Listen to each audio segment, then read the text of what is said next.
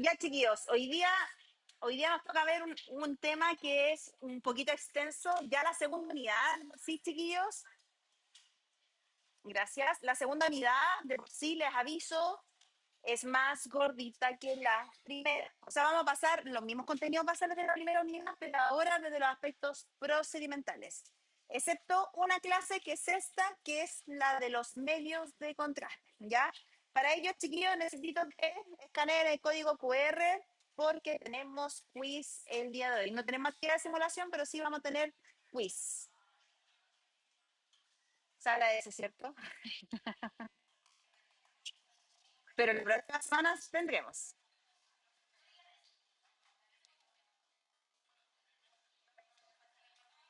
¿Ah?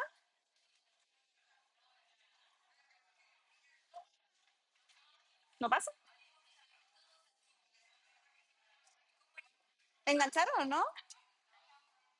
¿Alguien pudo entrar? ¿Sí?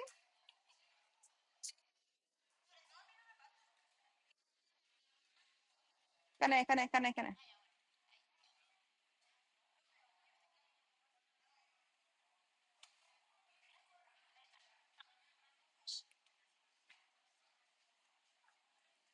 ¿Quién más no pudo?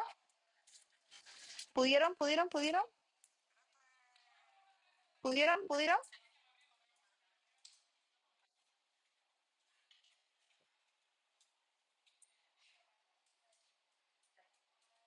¿Lo abrió? Ya, todos con el quiz abierto, chiquillos.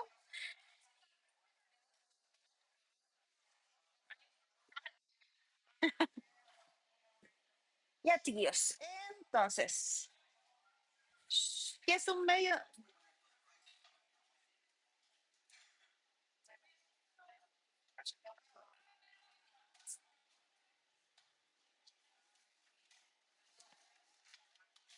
Ya, ya, chiquillos.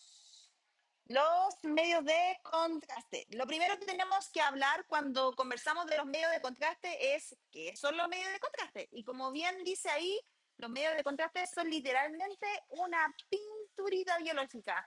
Eso quiere decir que nosotros disponemos de un fármaco que habitualmente es un agente exógeno. ¿Y qué significa que sea exógeno? Que viene de forma artificial, ¿cierto? Fuera de nuestro organismo. Y como todo fármaco, los medios de contraste están regulados por la FDA. Eso quiere decir que como cualquier otro fármaco, se rige y se mecanizan las metodologías que permiten asegurar que al paciente no le vaya a pasar absolutamente nada en la administración. Ahora, los medios de contraste en general en imagenología son un poquito delicados porque algunos generan efectos adversos, o sea, efectos no deseados en el paciente. Por lo tanto, cuando yo hablo de un medio de contraste óptimo, tengo que considerar estas tres variables: la alta concentración que puede o no ocasionar dentro del organismo, eso quiere decir que se puede acumular y eso puede traer complicaciones para el paciente. Tiene que además ser bajamente tóxico, eso quiere decir que mientras menos afinidad tenga asociada a algunos receptores o algunas moléculas, mejor para el organismo. Eso quiere decir que se pueden eliminar rápidamente, no queda afiliado dentro del organismo y además tienen que ser rápidamente eliminados por el cuerpo. Y esto depende exclusivamente de cómo funciona el riñón del paciente, ¿ya? Así que dentro del mundo imagenológico nosotros vamos a tener tres tipos de medio de contraste que los vamos a ir caracterizando uno a uno. Pero los más importantes son los que se ocupan en radiología y en tomografía computada y los que se ocupan en resonancia magnética, ¿ya? Lo que se ocupa en radiología y en tomografía computada habitualmente son medios de contraste densos. Eso quiere decir que se van a ver con cierta cualidad en la imagen. Si estamos hablando de una imagen radiográfica y yo estoy hablando de medio contraste denso, ¿cómo debería verlo en radiografía? ¿Y el nombre técnico cuál sería? Radio opaco, ¿cierto? Y si estoy hablando en tomografía, ¿cómo debería llamarlo? Hiperdenso, ¿cierto? Y si estoy hablando de medios de contraste en resonancia magnética, ¿cómo debería llamarlo? Hiper intenso, ¿cierto? Muy bien. Ahora, ¿tenemos otros medios de contraste que podemos tener en nuestro organismo? Sí, y físicamente tenemos varios que son agentes específicos orgánicos.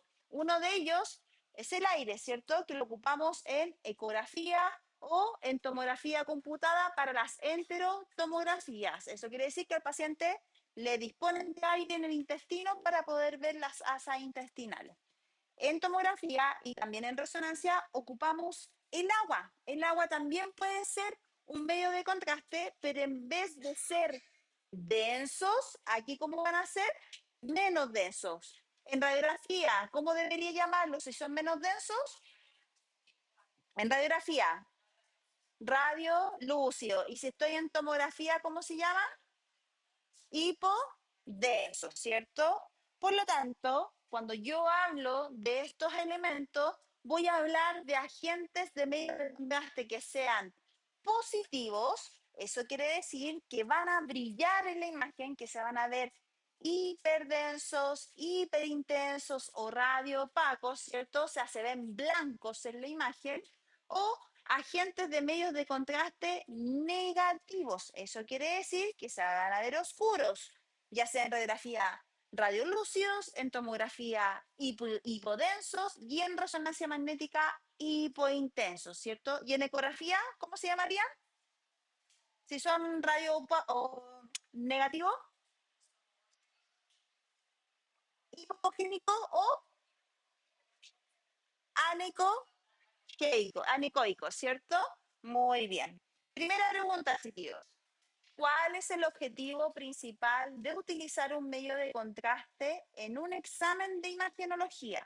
A. Disminuir la exposición a la radiación ionizante del equipo. B. Resaltar y diferenciar órganos o estructuras de los tejidos adyacentes, aumentando su densidad. C. Evitar que el paciente deba realizar ayuno previo al examen. O D. Lograr que la imagen se procese de forma más rápida en el computador. Regala, chiquillo. La regala.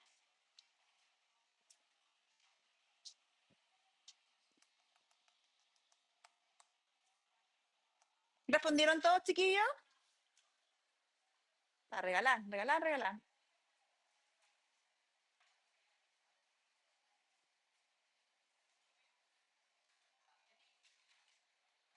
¿Listo?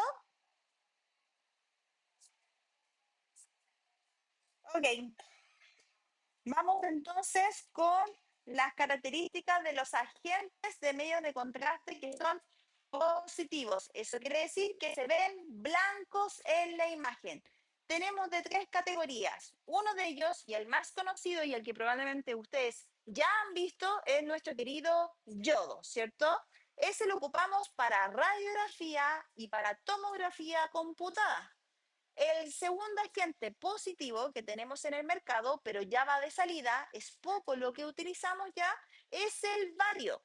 El bario lo ocupamos explícitamente en estudios de radiografía. ¿En qué específicamente lo ocupamos? En típico enema esofágico, típico que los niños a veces tienen reflujo y a ellos les dan un poquito de bario para ver cómo se impregna a través del esófago, ¿cierto? Y también tenemos un medio de contraste que es positivo, que ocupamos en resonancia magnética, que es nuestro querido gadolínio, ¿cierto? Y vamos a ver aspectos muy generales de las características bioquímicas de estos elementos. Por lo tanto, cuando nosotros hacemos un análisis comparativo de los medios de contraste, podemos decir que el yodo lo vamos a ocupar tanto en tomografía como en radiografía. El tipo de medio de contraste va a ser positivo, ¿cierto? ¿Y cómo lo vamos a ver en nuestras imágenes? Radiopaco o si estamos en tomografía, ahí está, ahí hay un error. ¿Cómo debería decir? Hiperdenso, ¿cierto? Si estamos en resonancia magnética, ¿qué medio de contraste vamos a ocupar? El gadolinio. ¿El gadolinio qué tipo de medio de contraste sería? Positivo. Y si estamos viéndolo en resonancia, ¿cómo debería llamarse? Hiperintenso, ¿cierto? Y en ecografía vamos a ocupar los elementos biológicos. En este caso vamos a ocupar aire y vamos a ocupar agua. Por lo tanto, ¿de qué tipo van a ser los medios de contraste? Negativos, ¿cierto? Y por lo tanto, ¿cómo se van a llamar? Anecoicos o hipoecoicos. Esta tablita, chiquillos, pregunta de prueba, típica, típica. Ahora, ¿cómo vamos a administrar el medio de contraste? Sobre un 80% de los medios de contraste los vamos a administrar de manera endovenosa. Por lo tanto, ¿qué es lo que tenemos que aprender? A funcionar a nuestros pacientes. Si bien es cierto, la normativa del Código Sanitario indica que los profesionales del área de la salud son quienes funcionan a los pacientes, no dejan de quedar exentos de que este mecanismo procedimental también ustedes tengan que manejarlo. ¿Por qué? Porque si hay una emergencia, un paro cardiorrespiratorio que se conoce como código azul, ustedes tienen que dar asistencia al paciente mientras nosotros damos medidas de salvataje básico mientras llega la unidad avanzada. O sea, eso quiere decir que si la enfermera lo manda a funcionar, usted por código está obligado a saber funcionar a un paciente en situaciones de emergencia o bajo la supervisión de un profesional de la salud, sea enfermera, tecnólogo médico, cualquiera sea el profesional. ¿Hay otras formas de administración de medio de contraste? Sí, tenemos la oral, ¿cierto? Que al paciente le damos un shot de yodo o un shot de gadolinio, un poquito de ml para pintar el tracto digestivo y poder ver algunas patologías como fístulas, cáncer, entre otras patologías, ¿cierto? Y tenemos otro tipo de administración que es cavitada. Yo creo que más de alguna vez las chiquillas han escuchado el famoso histerosalpingografía, que es para ver la fertilidad de las mujeres cuando por razones X no logran quedar embarazadas. Y eso se ocupa a través de yodo que se administra por la cavidad vaginal. Es uno de los pocos exámenes endocavitarios, ¿ya? Bien, ahora, los medios de contraste pueden ser de dos categorías. Pueden ser inespecíficos o pueden ser específicos. El 90% de los medios de contraste son de carácter inespecífico. Eso quiere decir que entra en el cuerpo, nada en el cuerpo y sale del cuerpo. Simple. Pero hay unos poquitos casos, que estos no los voy a preguntar en la prueba, pero sí tienen que conocerlos, que son los medios de contraste específicos. Eso quiere decir que se especializan en un órgano en particular. ¿Dónde se da habitualmente? En resonancia magnética, que hay de dos tipos, uno para el hígado y otro para la mama. ¿Para qué? Para ver los tumores de hígado y el otro para ver los tumores de mama. ¿Ya? Ahora, los medios de contraste se van a guardar de manera muy distinta dependiendo del cual estemos trabajando, ¿ya? Y eso va a depender de sus cualidades moleculares, que vamos a verlo de manera muy, muy general. Pero a diferencia del gadolinio, el yodo es una sustancia que es muy, muy densa. Por lo tanto, para que se haga menos viscoso, ¿qué es lo que tengo que lograr con ese medio de contraste?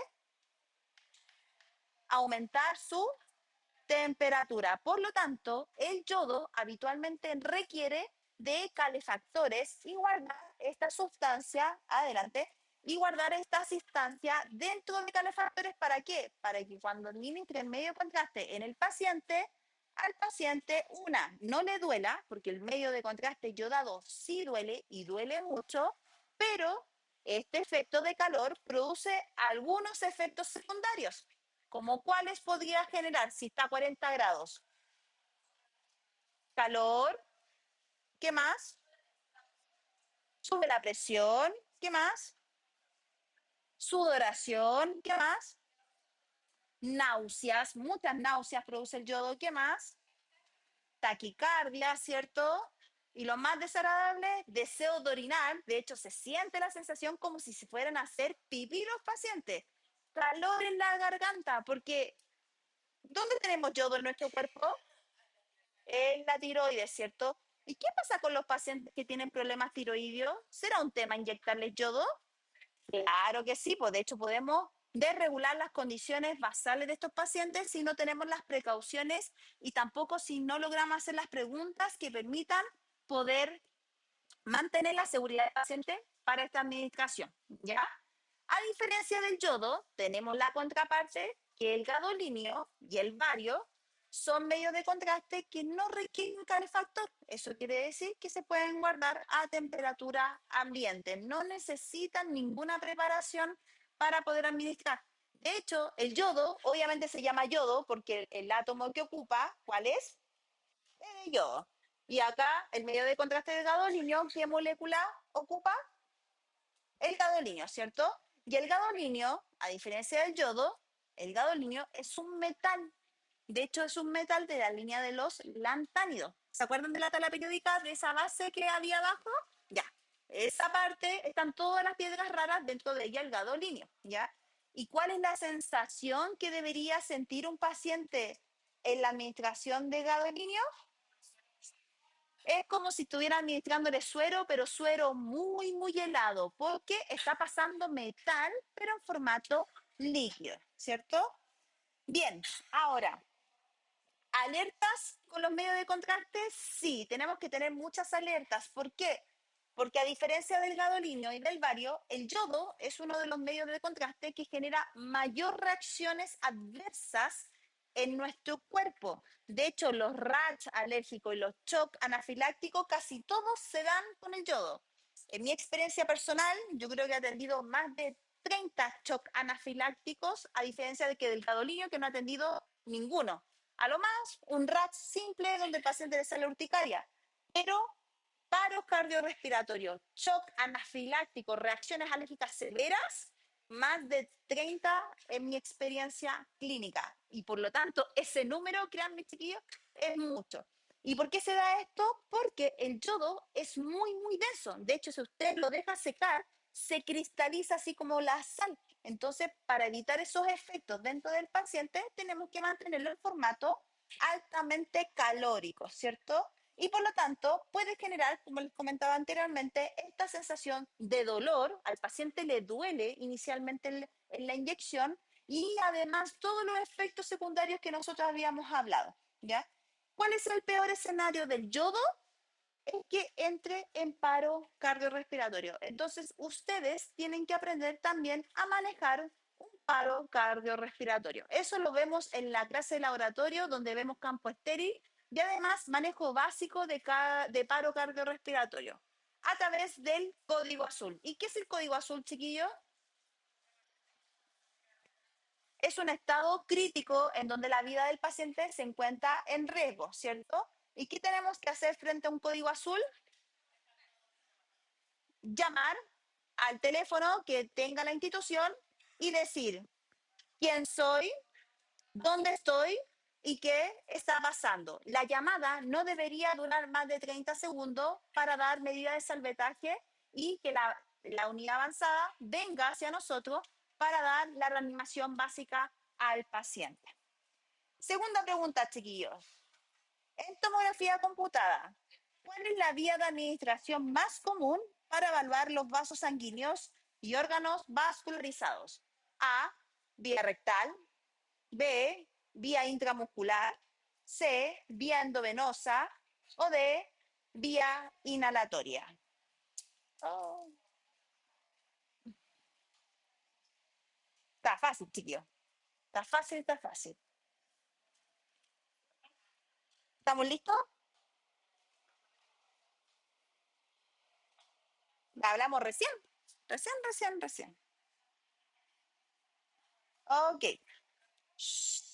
Entonces, ¿cuáles son los desafíos que tenemos como equipo de imagenología al momento de administrar medio de contraste? Porque esto es pan de cada día, chiquillos. Una, verificar que no existan riesgos asociados a la administración a través de las funciones renales que tenga el paciente. Y por lo tanto, para poder asegurar que no existan riesgos, tengo que hacer una seguidilla de preguntas que aseguren que no genere efectos adversos sobre el paciente. Un paciente normalito, sanito, así como nosotros, debería demorarse entre 6 a 8 horas como máximo para eliminar el medio de contraste. Si el paciente tiene fallas renales, las cuales se categorizan, probablemente el medio de contraste se vaya a quedar más tiempo dentro del cuerpo y por lo tanto generar los efectos tóxicos que pueda producir complicaciones metabólicas en el paciente. Por lo tanto, para ello es importante tener algunas medidas de cuidados renales. Una son medidas de prevención y para poder prevenir, lo primero que tengo que hacer es hidratar al paciente. ¿Y por qué es importante hidratar al paciente? ¿Qué quiero hacer con la hidratación? ¿Por qué nos dicen tome agüita antes del examen? Aparte, una, provocar que vaya de manera repetitiva al baño y dos, hacer funcionar al riñón. Pues, ¿y cuál es la función del riñón, chiquillo? ¿Qué hacen los riñones? Filtrar la sangre, ¿cierto? Eliminar las toxinas y eliminar el exceso de agua que está en nuestro cuerpo. Entonces, si tomo más agua, ¿qué voy a hacer consecuentemente? Voy a eliminar más agua. Entonces, por eso a los pacientes se les pide que se hidraten, ¿cierto? Para poder hacerse estos exámenes.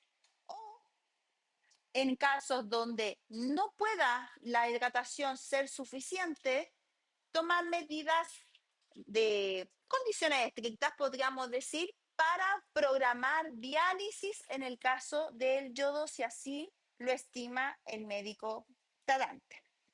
Ahora, ¿cómo nosotros deberíamos ver los medios de contraste? Habitualmente los medios de contraste se van a ver así, bastante blanquitos como se visualiza en esta imagen, o si son de tipo negativo, ¿cierto? Los vamos a ver más hipodensos como se visualizan en esas imágenes de tomografía computada.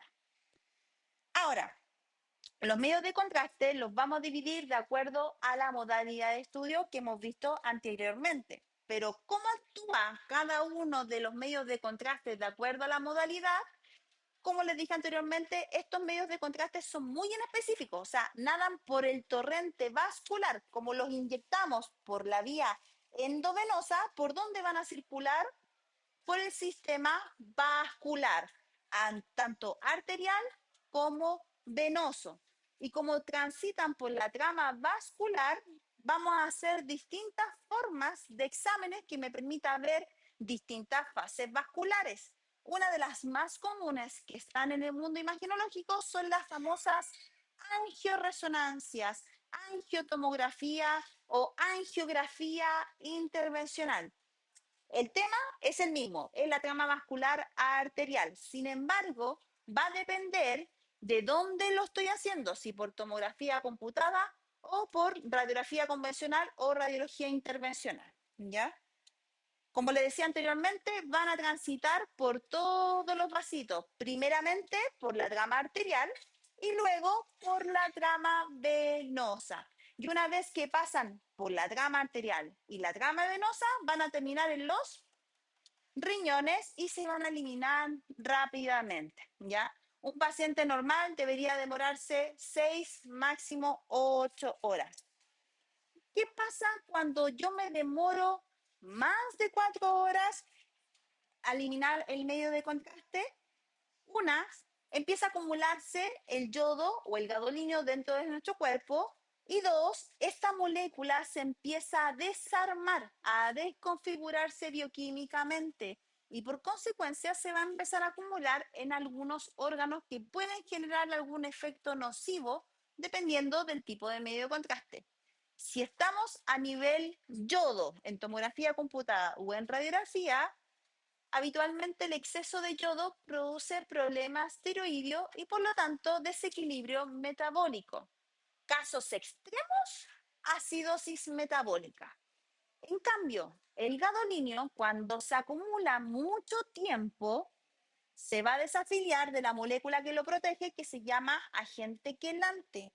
¿Y qué pasa con el gadolinio? Pasa lo mismo que con cualquier otro metal. Aunque usted no lo crea, ustedes acumulan metal producto de la polución del aire. ¿Y qué pasa con los metales? Una, se acumulan a nivel cerebral. Y dos, se produce una enfermedad que se llama fibrosis sistémica nefrogénica. Esa enfermedad no tiene cura, es mortal. Si yo no tomo las medidas de precaución, literalmente me puedo echar al paciente. Si yo me paso de la dosis, me puedo echar al paciente. Por eso es importante que usted sepa la teoría y además sepa la dosis que tiene que administrar al paciente, porque adivinen a quién mandan a cargar las jeringas con medio de contraste. A ustedes. Adivinen a quién lo mandan a inyectar el medio de contraste. A ustedes. Por lo tanto, son ustedes, con lo que nosotros confiamos en ustedes, vamos a administrar el medio de contraste. Dependemos 100% de ustedes. ¿Ya? Ahora, a diferencia del yodo y del gadolíneo, que lo inyectamos principalmente por vía endovenosa, el bario no se inyecta por vía endovenosa, sino que se administra por vía oral, ¿cierto? En algunos casos vía rectal, pero lo más habitual es encontrarlo por vía oral, ¿ya? El objetivo es tragar el bario y pintar literalmente todas las paredes del tracto digestivo por esta sustancia que se va a ver de carácter positiva en la imagen, ¿ya? Cosas desagradables del bario que habitualmente después estos pacientes, cuando defecan, defecan con una especie de talquillo que sale por las fecas, ¿cierto? No tiene ningún olor, no tiene ningún sabor, solo que al defecar sale de color blanquito. Esto va de salida, por supuesto, pero nos falta el bario que pueda trabajarse por ahí. Efectos secundarios que se pueden esperar del bario, una son las náuseas y los vómitos, que son menores, constipación severa, sobre todo los pacientes que tengan estreñimiento, ¿cierto? Y como les comentaba anteriormente, fecas de color blanco como si hubiera consumido tiza o que hubiera consumido talco, ¿cierto? Y bajo ninguna instancia el bario se tiene que administrar frente a perforación gastrointestinal o fisuras por arma blanca o eventos en donde genere una perforación intestinal, porque la fuga del bario al peritoneo puede ser mortal para el paciente, ¿ya? Y en pacientes pediátricos menores a 1 año está completamente contraindicado. O sea, tiene que tener más de 1 año para que los pacientes administren el VAR. Tercera pregunta, chiquillos. ¿Qué medio de contraste se utiliza preferentemente para estudios radiológicos del tubo digestivo, como en el esófago o el colon? A, aire ambiental; B, gadolíneo; C, yodo iónico; o D, nuestro querido bario. Fácil, fácil, chiquillo.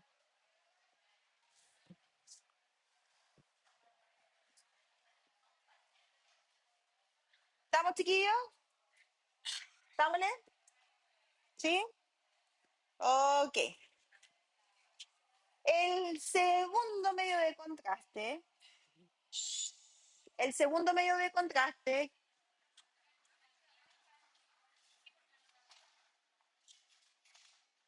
el segundo medio de contraste que vemos habitualmente es nuestro querido gadolíneo. El gadolíneo lo vamos a ocupar exclusivamente en resonancia magnética. Y este mecanismo ocupa, como les dije anteriormente, un metal que es el gadolíneo. El gadolínio es altamente tóxico cuando se encuentra de manera pura, o sea, solito dentro del organismo. Es metal, como cualquier otro metal, y por lo tanto genera consecuencias asociadas al metal. Sin embargo, este medio de contraste tiene que afiliarse a una molécula, y esta molécula se llama agente quelante. ¿Y qué es lo que hace el quelante? Literalmente enjaula el átomo de gadolinio, lo encierra como una jaulita. ¿Han visto los piratas del Caribe, chiquillos? Y hay una parte en los que los cuelgan en una jaula de hueso. Ya. El gadolínio es lo mismo. Está dentro de las jaulas de hueso y lo que hace la molécula es protegerlo para que sea biológicamente aceptado por nuestro organismo, ¿ya? Hay de dos tipos de los medios de contraste. Tenemos los medios de contraste lineales, que son más inestables pero más baratos, y tenemos los medios de contraste macrocíclicos, que son una jaulita, ¿cierto? Y que permite proteger y aislar al gadolinio. Por lo tanto, ¿cuál creen ustedes que sería útil ocupar en pacientes neonatos o en pacientes que están delicados en la UCI o en pacientes que se encuentren con daño renal, por ejemplo? ¿Cuál de estos medios de contraste sería más útil?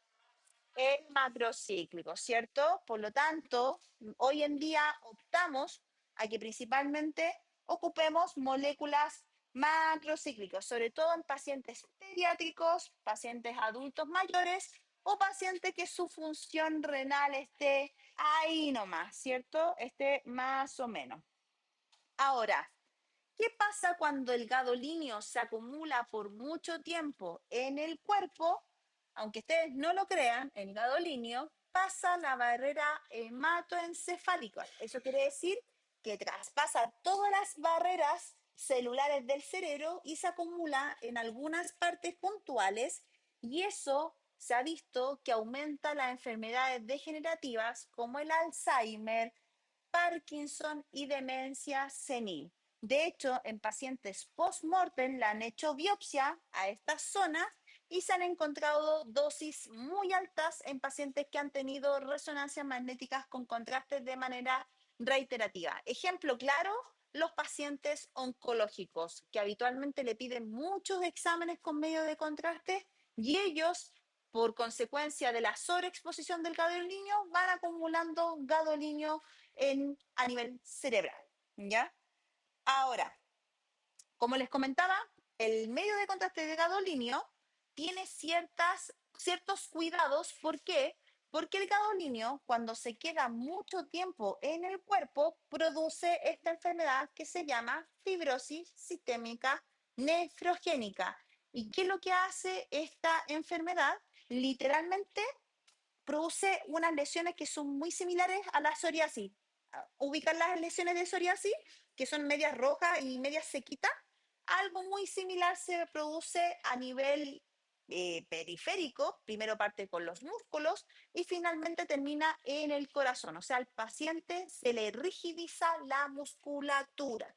Y eso es porque el gadolinio se confunde con el calcio. El cuerpo no lo sabe diferenciar cuando anda libre y por lo tanto confunde el gadolinio y lo deja pasar. Y al pasar se acumula en el cuerpo. ¿Ya?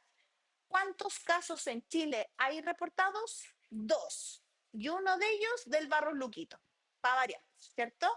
Y todavía esa chiquilla sigue viva. Ahora, el yodo, a diferencia del gadolinio, tiene ciertas diferencias de administración de su medio de contraste. ¿Por qué? Cuando yo inyecto yodo, voy a ocupar cierta dosificación. Y la dosificación va a depender si es adulto o pediátrico. En pacientes adultos, y esto es pregunta de prueba, chiquillos, son de 1 a 1,5 ml por kilogramo. Entonces, si estoy con un paciente que pesa 80 kilos, ¿cuántos ml mínimo yo debería inyectar? 80 y lo máximo si es 1,5, 120 ml. Pero el gadolinio tiene otra dosificación. La dosis de gadolinio va de 0,1 a 0,2 ml por kilogramo en pacientes adultos. Por lo tanto, si yo tengo un paciente de 80 kilos, ¿cuántos ml voy a inyectar? 8 lo mínimo y lo máximo 16, ¿cierto? Y si se fijan, de 80 a 8 ml hay una gran diferencia. Por lo tanto, si ustedes los mandan a cargar, tienen que tener muy claro la dosificación por kilogramo, dependiendo si es yodo o si es gadolinio. La forma de administrar estos fármacos va a variar porque en el caso de yodo ocupamos un accesorio que lo vimos en la primera unidad, y que ayuda a inyectar el medio de contraste. ¿Cómo se llama? La inyectora automática. Y si se fijan, la cantidad de ml son muy, muy altos. Pero el gadolinio, como son dosis más pequeñitas, son pocos las inyectoras que ustedes van a ver en resonancia magnética. Habitualmente uno lo inyecta de manera manual, ¿cierto? Bien, entonces acá hay una tabla comparativa, que estos son tablas de prueba, ¿cierto? En donde vamos viendo que dependiendo de la modalidad, yo voy a ocupar distintos medios de contraste. En el caso del yodo, lo voy a ocupar en escáner y en rayos, ¿cierto? Imagenológicamente lo voy a ver hiperdenso o radio opaco. La vía de administración es de tipo endovenosa principalmente y su dosis va de 1 a 1,5 ml por kilogramo. ¿Tiene eventos críticos el yodo? Sí. ¿Y qué puede pasar? Alergias, choque anafiláctico, ¿cierto? O daño renal si no tengo las precauciones. El bario, ¿dónde lo voy a ocupar? En radiología, ¿cierto? Imagenológicamente, ¿cómo lo voy a ver? Radio opaco, la vía de administración va a ser oral, las dosis son volúmenes estándar, habitualmente se da el frasco completo de varios, ¿cierto? Y el riesgo es que en caso el paciente presente alguna fuga por perforación, ¿cierto? Y el gadolinio, ¿dónde lo voy a ocupar? En resonancia magnética. ¿Cómo lo voy a ver imagenológicamente? Hiperintenso. La forma de administración es endovenosa. La dosis, ¿cuánto va a ser? Por kilogramo. ¿Y cuál es el riesgo? Esto va a valer oro cuando hagan la prueba, chiquillos. Y ojo, la segunda prueba no la voy a hacer como la primera. Son solo casos clínicos. Paciente tanto, tanto. Tiene que hacerse una resonancia magnética. Paciente pesa tanto, tanto. En base a lo anterior, responda. ¿Cuánto medio de contraste necesita para este examen? Forma de administración del medio de contraste. ¿Cómo veo el medio de contraste imagenológicamente? Son puras preguntas de prueba. Bien. Pregunta número 4, chiquillos. ¿Qué característica del yodo permite que las estructuras se vean blancas o radiopacas en una tomografía? A. Su alta densidad que le permite atenuar los rayos X. B. Su temperatura que debe estar siempre bajo los 10 grados. C. Su capacidad de disolverse en grasa corporal. O D. Su naturaleza pegajosa que se adhiere a los huesos. Esa sí que estuvo rara.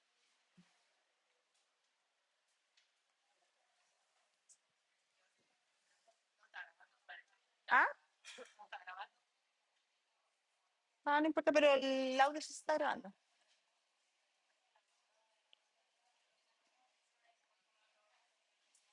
¿Respondieron, chiquillos?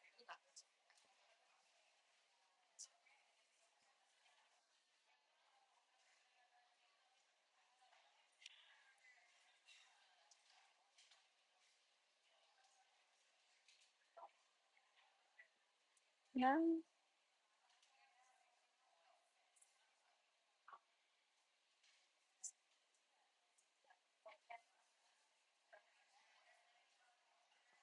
Ah, guapapa.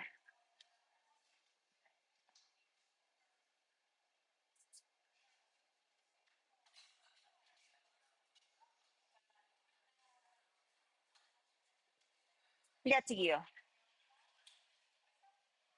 Ok. Entonces,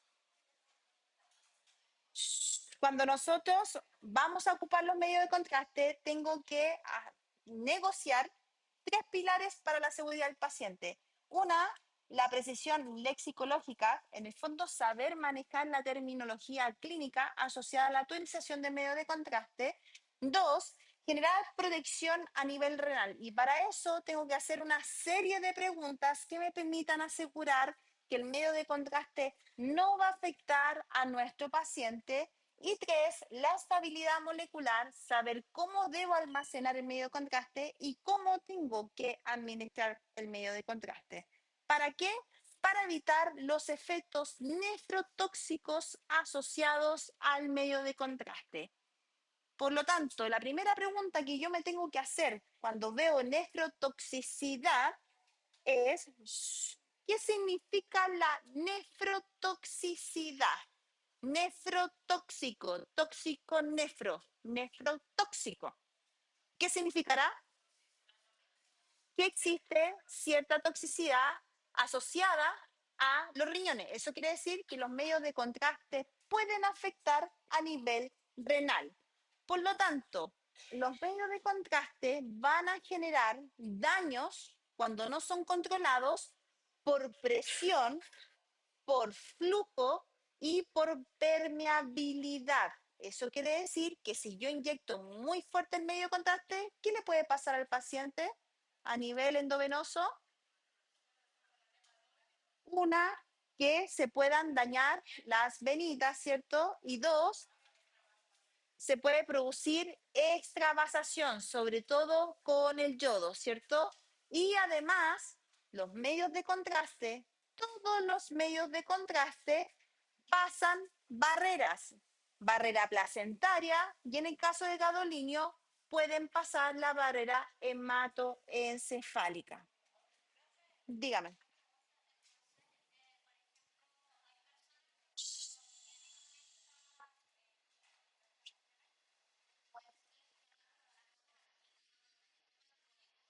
No precisamente. Habitualmente los pacientes que tienen daño renal o están en diálisis tienen daños vasculares por el tipo de tratamiento que hace la diálisis. De hecho, van buscando distintos accesos porque van como dañando la vascularización periférica y después terminan con catéter de diálisis, que son los puntos centrales vasculares que están cerca del corazón, pero no es producto de los medios de contraste. Lo que sí puede producir el medio de contraste es que se reviente el vaso. Eso sí, y queda un moritón bien feo y un hematoma, un cototito bien feo. ¿Ya? Entonces, aprovechándonos de la pregunta, en tomografía computada pueden existir efectos colaterales vasculares. Sí, el más habitual es el protocolo de extravasación por inyección de medio de contraste de alto flujo, ¿cierto? Y en resonancia magnética, ¿tenemos complicaciones? La verdad es que no, porque la dosis que ocupamos es el 10% de lo que ocupamos en tomografía computada, ¿cierto? Dígame. Buena pregunta, se adelantó un poquito, pero ¿qué pasa cuando el medio de contraste sale del vaso? ¿Qué podría pasar? ¿Han visto el Grey's Anatomy o estas series de médicas que de repente le mandan un cuchillazo y ¡pua!, se desangra el paciente? De hecho, queda uno todo sucio. Ya, hay un fenómeno que se produce cuando el medio de contraste sale del vaso, que es el llamado síndrome compartimental. Y el síndrome compartimental no es más que el medio de contraste metiéndose entre los músculos. Y si dijimos que los medios de contraste son viscosos, son pegajosos y son densos, ¿qué le podría pasar a nivel muscular? ¿Ah? Que se puede pegar o alojar a nivel muscular. ¿Y qué tendríamos que hacer en ese caso? En casos extremos tendríamos que llegar a amputar, ¿cierto? Pero en el caso menos extremo, habitualmente estos pacientes los pasan a pabellón y le hacen aseo quirúrgico. Entonces, es importantísimo que la vía endovenosa quede bien instalada y quede permeable. ¿Por qué? Porque si hay una mala praxis de la punción endovenosa, ¿qué es lo que va a pasar? Se va a extravasar y por lo tanto existe riesgo del síndrome compartimental. ¿Y de quién va a ser responsable de eso? Ustedes y nosotros. ¿Ya? Siguiente pregunta, chiquillos. ¿Qué examen, qué examen de laboratorio es indispensable revisar antes de inyectar contraste yodado para prevenir daños a la salud renal? A, la hemoglobina; B, la creatinina; C, los glóbulos blancos; o D, los niveles de vitamina D. fácil, chiquillos, ¿cierto? Está votado, está votado. ¿Respondieron todos?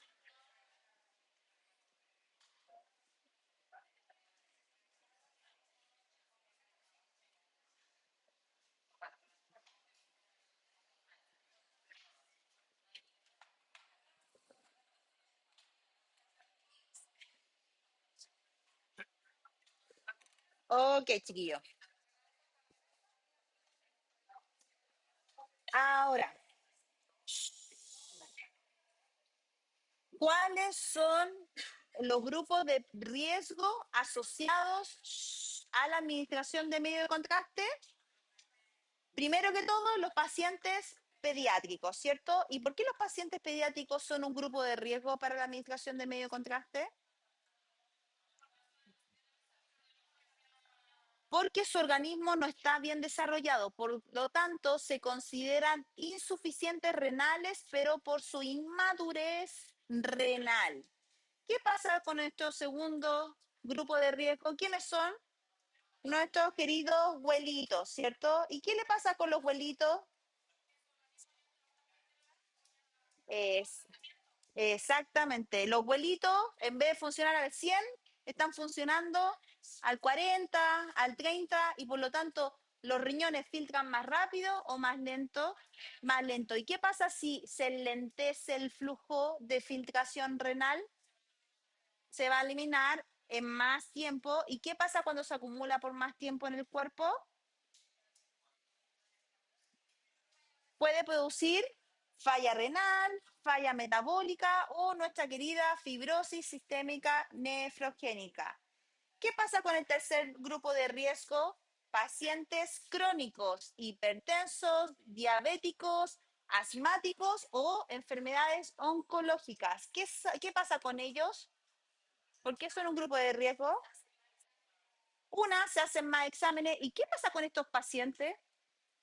A nivel clínico, ¿toman más fármacos o menos fármacos? Más fármacos. ¿Y qué pasa si una persona toma losartán, metformina, atorvastatina, hidrocortisona, prednisona, cetralina, calcio?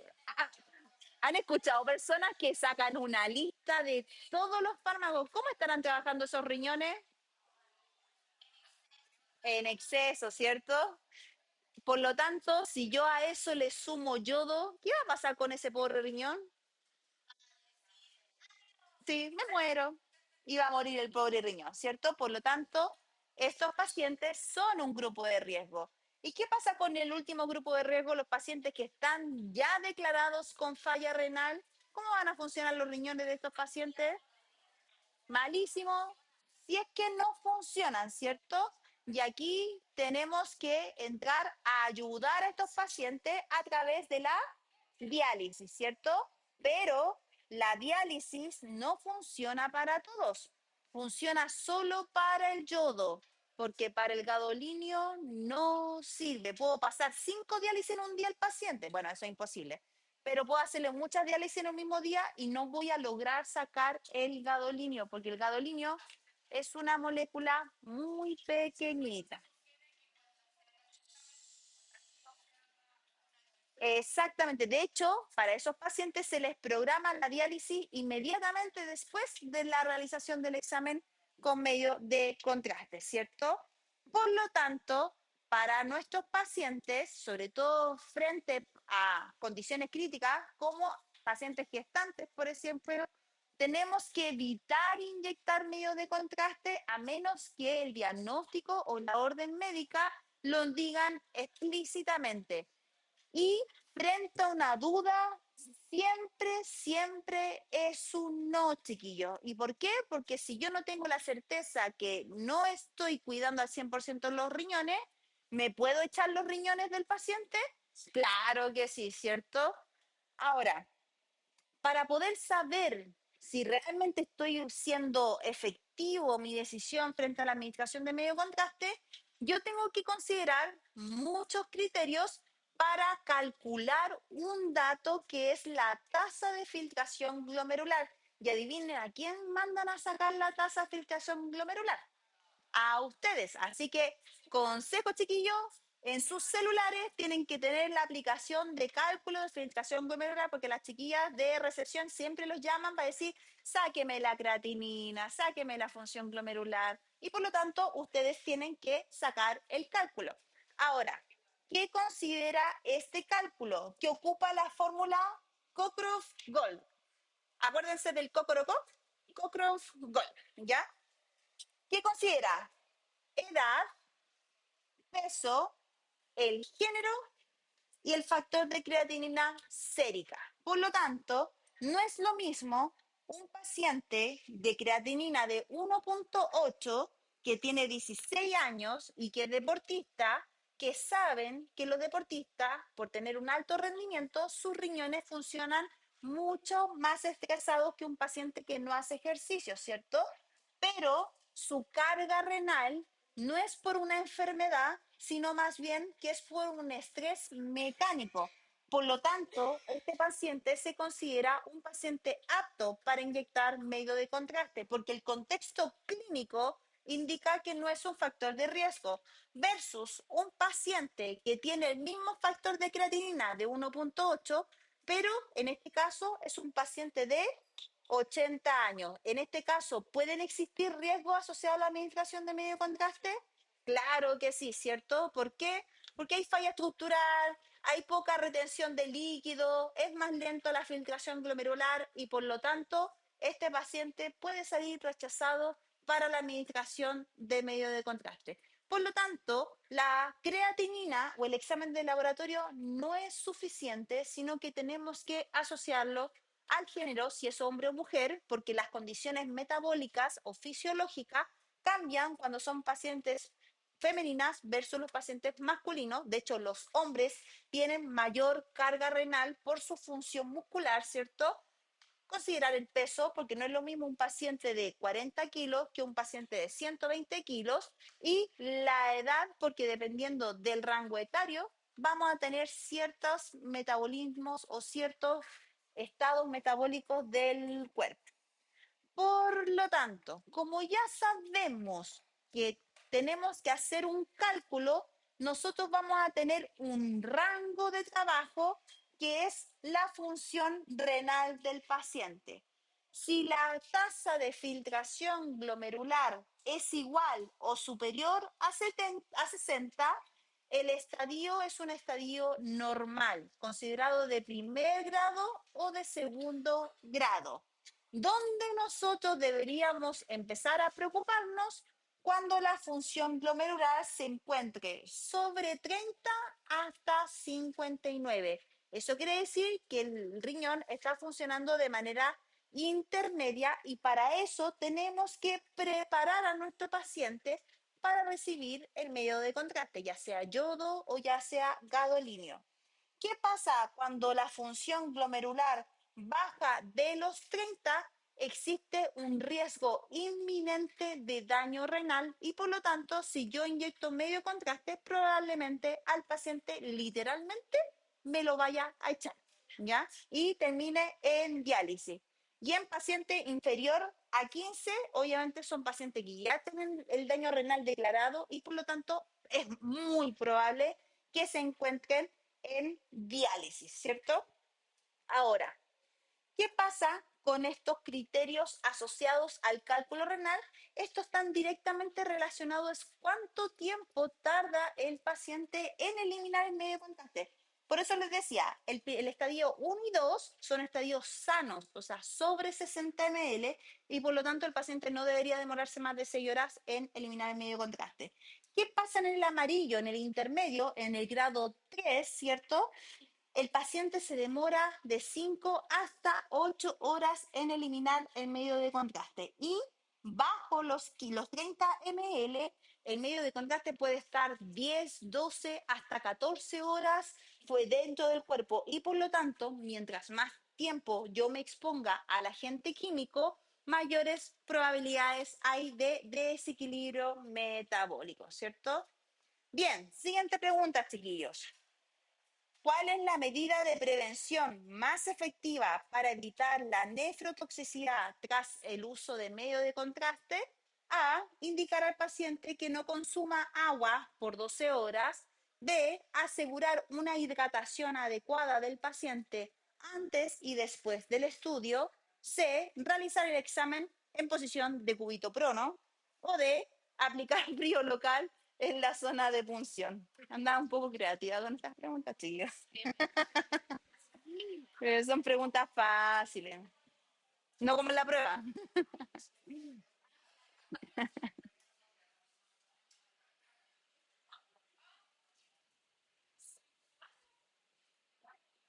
¿Mm?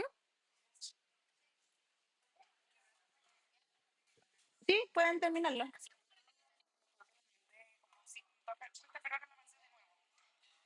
La última considero la correcta. Ok, entonces, para poder para poder inyectar medio de contraste, yo tengo que saber si esa molécula se puede retirar por mecanismo de, entre comillas, de emergencia o no. En el caso del yodo, cuando estoy, por ejemplo, con un politraumatizado, un paciente grave, un paciente que no tengo datos del paciente, yo puedo administrar medio de contraste de manera, entre comillas, segura, sí. ¿Por qué? Porque si ese paciente tiene daño renal y estoy en una situación de emergencia, ¿yo puedo sacar el yodo con una diálisis? Sí, tengo la capacidad de poder retirar todas las moléculas del cuerpo con una pasadita de diálisis. Por lo tanto, esta diálisis tiene que pasar en las primeras 12 horas después de la administración de medio de contraste. Pero ¿qué pasa con el gadolinio? Bueno, en resonancia no hay mucha urgencia, pero si por alguna razón se necesita inyectar gadolinio y el paciente tiene falla renal, acá la diálisis no es una opción. Por lo tanto, o hago el examen sin contraste o simplemente se suspende el examen, ¿cierto? Por lo tanto, la tomografía computada ofrece una ventana de ayuda frente a exámenes que requieran esta pintura para poder ver algunas patologías que puedan ser críticas sin la utilización de estas pinturitas, ¿ya? Ahora, ¿por qué en el caso del gadolinio es crítico inyectar medio contraste cuando existe fallo renal ya declarada? Porque, como les decía anteriormente, el gadolinio se acumula entre los músculos y el cuerpo, como cualquier otro agente patógeno, empieza a atacar a estas moléculas y literalmente intentan comérselas, pero como no se la pueden fagotizar, las empiezan a encerrar en literalmente cápsulas fibrosas. Y estas cápsulas fibrosas consecuentemente van formando estas llagas que son placas fibrosas que pueden llegar hasta el corazón y provocar la muerte del paciente. Como les comentaba anteriormente, hay dos casos reportados en Chile. Una de ellas, no sé si es fortuna, pero conocí el caso real, físico, y la chiquilla le inyectaron gadolinio, a pesar que el médico radiólogo de ese entonces y los tecnólogos médicos le dijeron que no. La nefróloga insistió y firmó el consentimiento informado y ella manualmente inyectó el medio de contraste cuando la paciente se encontraba recién trasplantada renal. Estaba recién y quería verificar con el medio de contraste si el trasplante había funcionado de manera correcta. Cuento corto, el hospital quedó demandado, la nefróloga quedó demandada y la paciente hasta el día de hoy sigue viva, pero ya no se logra mover por su cuenta. En ese entonces la chiquilla tenía 21 y han pasado más de 15 años, por lo tanto debe estar cerca de los 40, pero ya no tiene la capacidad de moverse. ¿Por qué? Por insistencia médica, ¿ya? Y hoy en día el hospital se encuentra demandado. Entonces,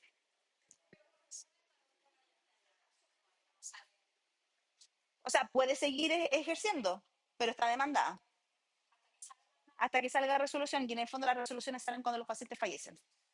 Entonces le queda su buen ratito todavía. Entonces, el yodo, a diferencia del gadolinio, lo podemos inyectar en condiciones críticas de daño renal, sí, porque tenemos la diálisis. Pero el gadolinio no se puede inyectar en estas tres causales.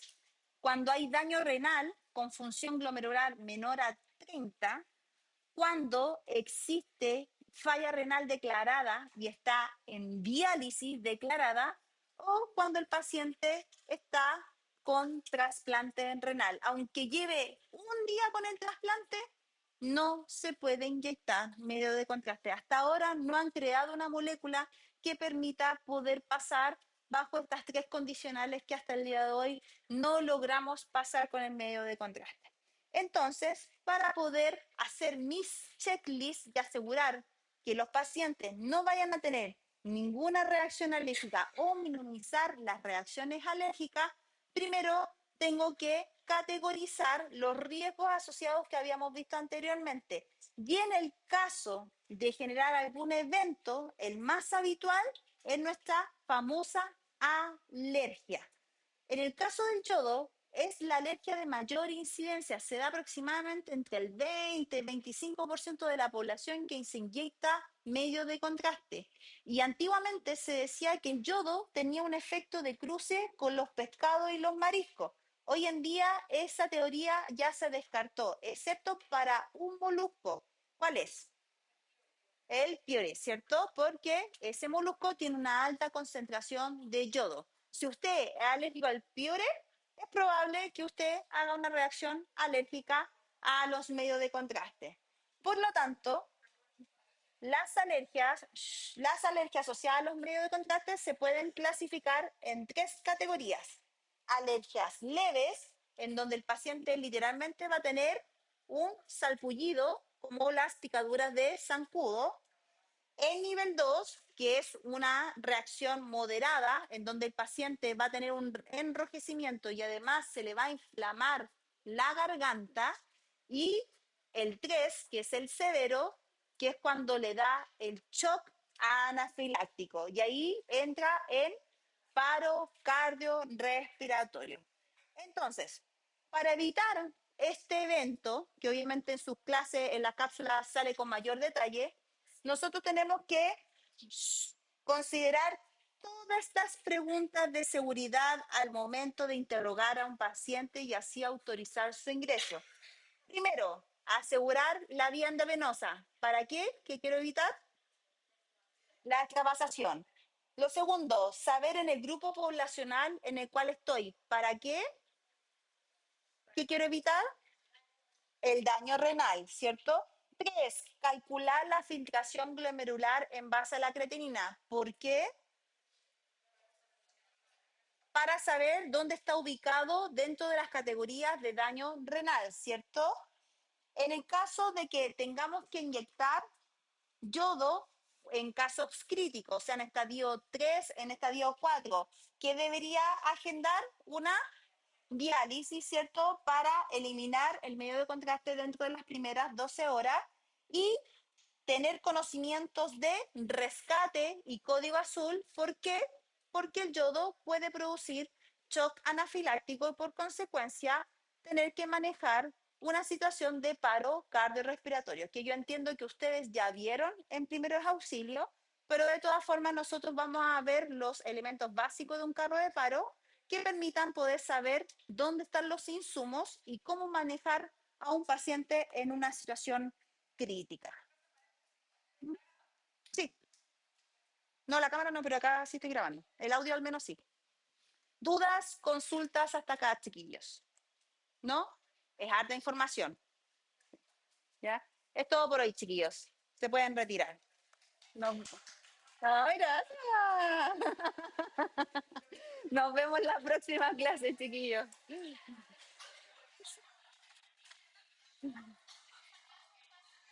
¿Ah? No me escucho, corazón. No, lo voy a subir ahora en la tardecita. Y la clase también, la voy a aprovechar de subir.